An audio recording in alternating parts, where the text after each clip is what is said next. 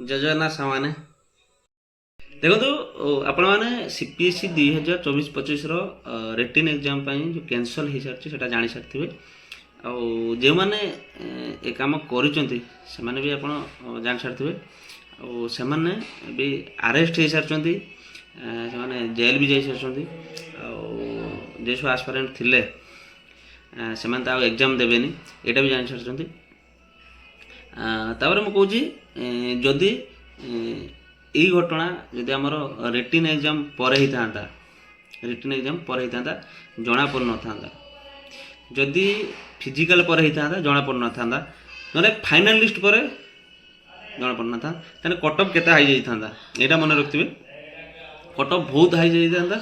ଆଉ ଯେଉଁ ପିଲାମାନେ ପୁରା ଆମର ଏସ୍ଆଇ ପାଇଁ ସ୍ୱପ୍ନ ଦେଖିଥିଲେ, ଦିନ ରାତି ପରିଶ୍ରମ କରିଥିଲେ, ସେମାନେ ଏଇ 1 ମାର୍କ 5 ମାର୍କ 10 ମାର୍କ ବା ଯାହା ବି ହେଉ ସେମାନେ କଟି ଯାଇଥାନ୍ତେ। କାହିଁକିନା ଏତେ ବଡ଼ ଲେବୁଲ ଯଦି ମାନେ ପିଲା କରପସନ୍ କରିବାକୁ ଚେଷ୍ଟା କରିଥାନ୍ତି, ତାହେଲେ ଅବଭିୟସଲି ବହୁତ ପିଲା କଟି ସାରିଥାନ୍ତେ। ଆଉ ତାପରେ କଟ୍ ଅଫ୍ ବି ବହୁତ ହାଇ ଯାଇଥାନ୍ତା। ସେଥିପାଇଁ ଭଗବାନଙ୍କ ଦୟାରୁ ଆମର ରିଟିନ୍ ପରେ ଏଇଟା ଜଣାପଡ଼ି ସାରିଛି। ଆଉ ସେହି ହିସାବରେ ଆମର ସେମାନଙ୍କ ଉପରେ ତ ଯାହା ବି କାର୍ଯ୍ୟାନୁଷ୍ଠାନ ନେବା କଥା ଗଭର୍ଣ୍ଣମେଣ୍ଟ ନେବ। ଆଉ ସେମାନେ ବି ଆଉ ଦେଇପାରିବେନି। ଆଉ ଆଗକୁ ବି ଯିଏ କରପସନ୍ କରିବାକୁ ଚେଷ୍ଟା କରୁଥିବ ସେଇଟା ବି ଗଭର୍ଣ୍ଣମେଣ୍ଟ ଧରିବେ। ତେଣୁ କରିକି ଆଉ ଆମର ସେଇଟା ଭାବିବା ଛାଡ଼ିଦିଅ। ତାପରେ ନେକ୍ସଟ କ'ଣ ହେବ ସେଇଟା ଚେଷ୍ଟା କର।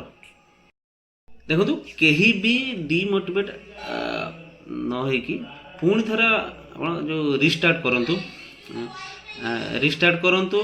କାହିଁକି ନା ରିଷ୍ଟାର୍ଟ କଲେ ଆପଣ ଯେଉଁ ସିଲାବସ୍ ଥିବ ସେଇ ସିଲାବସ୍ଟାକୁ ଆମର ପୁଣି ଥରେ ରିଭିଜନ୍ କରନ୍ତୁ। ଯଦି ବି ସିଲାବସ୍ କଭର୍ କାହାର ହେଇନାହିଁ, ଏବେ କଭର୍ କରିସାରିକି ଆଉ ଥରେ ରିଭିଜନ୍ କରନ୍ତୁ। ଆହୁରି ପାଖାପାଖି ଆପଣଙ୍କୁ 1-2 ମାସ ଟାଇମ୍ ମିଳିଯିବ। ଟାଇମ୍ ମିଳିଗଲା ପରେ ସେଇ ସିଲାବସ୍ କଭର୍ କରନ୍ତୁ। ସିଲାବସ୍ କଭର୍ କଲା ପରେ ରିଭିଜନ୍ କରନ୍ତୁ। କେହି ବି ଡିମୋଟିଭେଟ୍ ହୁଅନ୍ତୁନି। ଏଠି ମାନି ରଖନ୍ତୁ ଯେ କି ଭଗବାନ ଯାହା କରୁଛନ୍ତି ଭଲ ପାଇଁ କରୁଛନ୍ତି। କାହିଁକିନା ଯଦି ବି ସେମାନେ ଧରା ପଡ଼ିନଥାନ୍ତେ ତାହେଲେ କେତେ କଟ୍ ଅଫ୍ ହାଇ ଯାଇଥାନ୍ତା, ଏଇଟା ବି ମନେ ରଖିଥାନ୍ତୁ। ବହୁତ କଟ୍ ଅଫ୍ ଅଧିକ ହେଇଥାନ୍ତା ଯଦି ସେମାନେ ଧରା ପଡ଼ିନଥାନ୍ତେ। ଏତିକି ମନେ ରଖନ୍ତୁ। ଆହୁରି କଟ୍ ଅଫ୍ ଏବେ ପାଖାପାଖି ବହୁତ କମ୍ ଯିବ। କେହି ଡିମୋଟିଭେଟ୍ ହୁଅନ୍ତୁନି। ଆପଣମାନେ ଯେମିତି ପରିଶ୍ରମ କରୁଥିଲେ ଆହୁରି 2 ଗୁଣ ପରିଶ୍ରମ କରନ୍ତୁ। ଟାଇମ୍ ବି ମିଳିଗଲା। କମେଣ୍ଟ ସେକ୍ସନରେ ବି ବହୁତ ପିଲା ବି କହିବେ ସାର୍ ଡିମୋଟିଭେଟ୍ ଲାଗୁଛି, କ'ଣ କରିବି କ'ଣ ନାହିଁ। ଯାହା ବି ଆଉ ଡିମୋଟିଭେଟ୍ ହୁଅନ୍ତୁନି। ଭଗବାନ ଯାହା କରୁଛନ୍ତି ଭଲ ପାଇଁ କରୁଛନ୍ତି, ତାଙ୍କୁ ଧରାଇ ଦେଇଛନ୍ତି। ଆଉ ବି ସେମିତି କେହି କରପସନ୍ ପାଇକି ଆଗେଇ ଯିବେନି।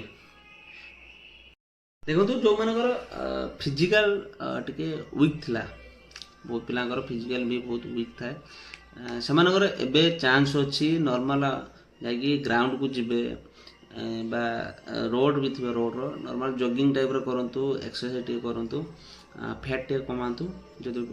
ଯଦି କିଏ ଥିବେ ସେମାନେ ଏବେଠୁ ଟିକେ ଫିଜିକାଲ ପାଇଁ ବି ଟିକେ ଧ୍ୟାନ ଦିଅନ୍ତୁ। କାହିଁକିନା ଯଦି ରିଟିନ୍ ଏକ୍ଜାମ୍ କଲା 1-2 ମାସ ଭିତରେ, ବେଶୀ ନିଏ 2 ୱିକ୍ ଭିତରେ ସେ ଆମର ଫିଜିକାଲ ପାଇଁ ଡାକିଦେବ।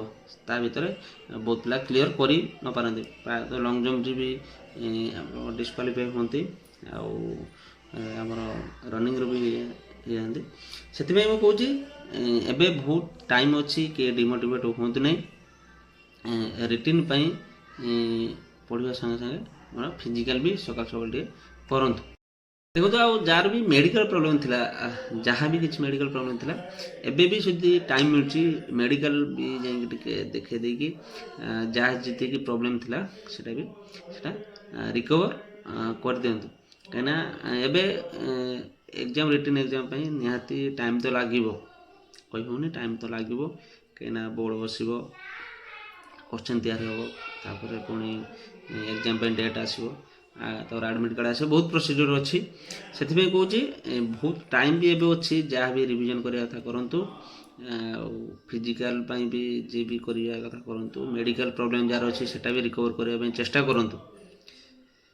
ତାପରେ ଆଉ ବି କେହି ଡିମୋଟିଭେଟ୍ ହୁଅନ୍ତୁ ନାହିଁ। ଆଉ ଥରେ କହୁଛି, କେହି ଡିମୋଟିଭେଟ୍ ହୁଅନ୍ତୁନି। ଯାହା ହେଇଛି ସେ କଥା ଛାଡ଼ନ୍ତୁ। ଆଉ ଥରେ ପୁଣି ରିଷ୍ଟାର୍ଟ କରିକି ଏକ୍ଜାମ୍ ପାଇଁ ଫୋକସ୍ କରନ୍ତୁ। ନିହାତି ଆପଣ 973 ଭିତରେ ଆପଣଙ୍କ ନାଁଟା ରଖନ୍ତୁ। ଏଇଟା ଆଉ ତାପରେ ରହିଲା କେବେ ଏକ୍ଜାମ୍ ହେବ କ'ଣ ହେବ, ସେଇଟା ଯାହା ବି ଆସିବ ଫ୍ରି ହେଲେ ଆପଣଙ୍କ ସହିତ ଭିଡ଼ିଓ ମୁଁ ସେୟାର କରିବି।